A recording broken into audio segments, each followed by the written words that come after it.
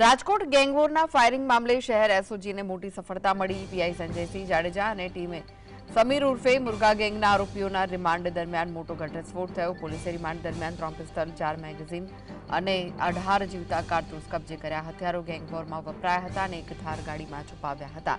એસઓજીએ ગાડી પણ કબજે લીધી, વધુ પૂછપરછ હાથ ધરી। આ કેસમાં એસઓજી પોલીસે મુર્ગા ગેંગના તમામ આરોપીઓ વિરુદ્ધ ગુજસી ટોક કાયદા હેઠળ કાર્યવાહી શરૂ કરી દીધી છે।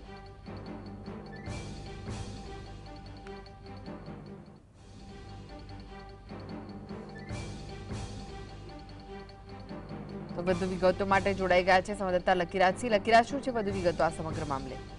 જે આપને જણાવ્યું કે રાજકોટમાં ગત 29 તારીખે ફાયરિંગનો બનાવ છે તે પ્રકાશમાં આવ્યો હતો। સમગ્ર મામલે પોલીસે અત્યાર સુધીમાં બંને પક્ષના ટોટલ મળીને 21 જેટલા આરોપીઓની ધરપકડ કરી છે।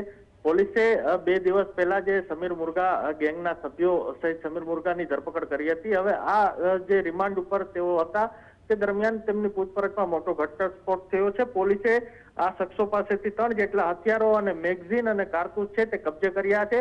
પોલીસે આ જે શખ્સો છે તેને પોતાની કાર છે થાર નામની તેમના જે હથિયારો છે તે સંતાડેલા હતા અને તેમાંથી પોલીસે આ કબજે કરવાની કાર્યવાહી છે તે કરવામાં આવી છે। તો બીજી તરફ આ જે શખ્સો છે જે અગાઉ જે પોલીસ દ્વારા પેરિયા ગેંગ વિરુદ્ધ ગુજસી ટોકનો જે કાયદા હેઠળ કાર્યવાહી કરી અને જેલે મોકલી દેવામાં આવ્યા છે, ત્યારે જે સમીર મુર્ગા ગેંગ ઉપર પણ ગુજસી ટોકની જે કાર્યવાહી છે તે શરૂ કરવામાં આવી છે।